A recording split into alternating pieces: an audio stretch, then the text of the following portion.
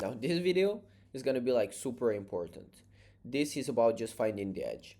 I'm not gonna make it long. I'm just gonna make it really, really straightforward for you to understand that hey, it's not complicated, it's easy, you just need to understand what you're dealing with. We spent 10 days understanding what is the chart, what is behind the chart, and what's your role in the chart. Now, to find your edge, why is that important? It's because you don't want to start uh, getting into the market without understanding where, why, and how, right? And finding your edge is basically going to be you understanding at what level you get in, at what level you get out, okay? And how to hedge your risk. Now, this is super important. The edge is something super important.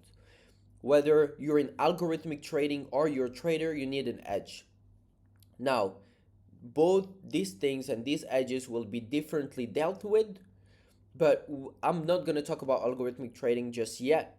But you need to understand that you need an edge to trade, and without an edge, just by looking at the price and be like, oh, I'm going to sell now, I'm going to buy now, I'm going to put my stop loss here, my SL here, my take profit here, without having a reason and a deep understanding of what you're doing, is gonna F you up, to be honest, and you don't want to do that, right? So, I'm just taking a really simple example, okay? So, let's say I have a push to the downside. I'm on the 15 minutes, I just opened my chart. It's, let's say it's London Open, for example, right? So, I have this push to the downside. That is my history, okay? And let's say, okay, let's say I'm here at this point and it's a market open. So I have this push to the downside. It reached here at the minimum level. That's the lowest point I have on my chart as as I'm waking up here. So after the 19th August, all this area I don't have. I don't know that it's gonna go down, but just for the sake of showing you the edge. So you have this push to the downside, and for you, it's a downtrend. So the price will be pushed to the downside. You have this push to the upside as a pullback, and it becomes officially a pullback when it breaches this level, right? Now you have a pullback officially. A push to the downside, it doesn't go down yet. So instead of like just losing momentum, it doesn't really lose momentum. It starts losing momentum when you see that push coming down and reaching that level, and instead of pushing back up, it breaches it. Now here you have something really interesting. Why? For the simple reason that, okay, we talked about supply and demand and blocks, buy orders, sell orders, and these are important to understand because if there are a lot of buy orders here that will push you to buy and ride with the price, this wouldn't have happened. But you do have a breach here.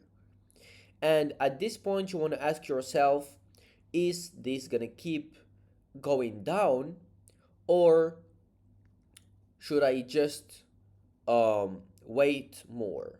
Well, of course, you should wait more. But at this point, you do have a breach, and you're reaching a certain area where the price hovered around for a long time, and this was a consensus price. So this is an important level as well because the price could just range at this point and not go down, nor can it go up back up. And you don't want that. You want volatility. You want to move to make money. So you see that push to the upside not really um, breaching these levels, and you see um, the price continuing to the downside, breaching um, this consensus price. Now, at this retest here, that is going to be your entry. Okay? So let's say you have a push to the downside. I'm going to try to draw a simplified edge, right? So you have a push to the downside here, and then you have, yeah, that's great. And then you have a push to the upside, right? Coming from there. This is simply how they call it, how people label it, and you'll hear that a lot. Trend pullback. So a push and a pullback, push and a pullback. That's basically a trend, right? So here we have a push, and here we have a pullback. But your edge is not simply going to be in the push and the pullback, because that doesn't mean anything, to be honest. You have a push, either buy or sell, and you want to understand at what point you want to get in. That's going to be your safe zone. Okay? At what point you want to get out, and that needs to be another safe zone. So because you have a push to the downside and a push to the upside, and you understand that, hey, fundamentally this asset will keep going down, so you have everything aligned, you want to understand, okay, when can I enter? You see that has high momentum to the downside, very slow momentum to the upside, and that's a good point as well.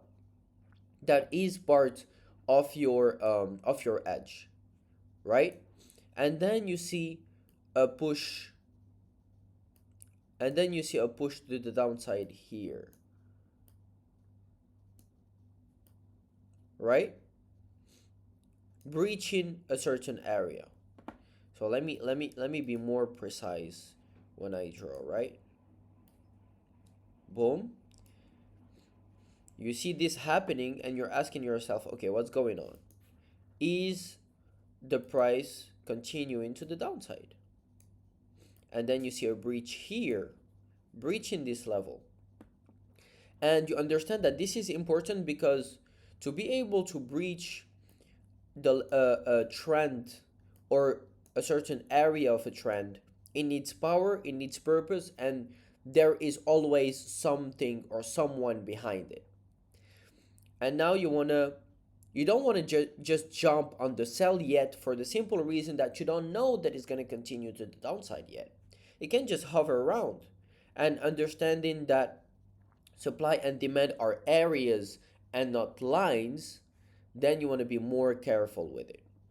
And then what you see is this. And then you see this happening, unable to go up, and then you see another push to the downside there. And this is basically your entry, and you ride it down and down and down as much as you can, right?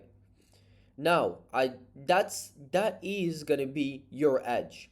Your edge is basically gonna be riding a certain trend.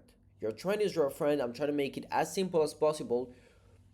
As long as you can ride your trend, you can make money by understanding how to hedge the risk as well. That's going to be in another video. I'm going to talk exactly about the stop loss level and the take profit level.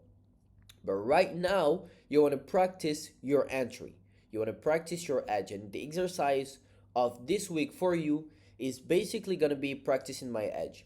I understand the fundamental things, the baseline of what is embedded in a certain price, who's making the price move, why the price is moving, why an asset has a price, how can I take advantage of the price dynamic. And when that is done, you want to practice your edge, practice reading the chart, practice getting involved in that price action, right? So let me recap here, because you have a better understanding than just my drawings, right? So you have a push to the downside, you have a push to the upside, and you want to understand, is the trend going to continue? Okay? And you understand that there are people behind that. You see that push to the downside breaching an important area here, because it's breaching that mini pullback, and that's a trend on in a certain period or horizon. If you just take that, that's a trend to the upside. But looking at the full picture, it's just a pullback. and you see that push to the downside, breaching this important level, right, which is a low, a higher low. Okay, and then you see that price coming back up. Now, don't mind me if I say higher low, higher high, if I talk about if I label things. I don't like to label things, but for the sake of simplicity, I do label things. Okay, so this is simply an important area of the price, and this important area got breached and retested back and pushed, and this area pushed the price back down. Well, now this is your entry, and you're gonna enter here. And of course, in some other video, we'll talk about exactly, once you enter your trade, where you put your stop loss and where you put your take profit, right? So I'll see you on the next one. Thanks for watching this. Practice this. That's very important, and I will be happy to help you throughout the whole journey.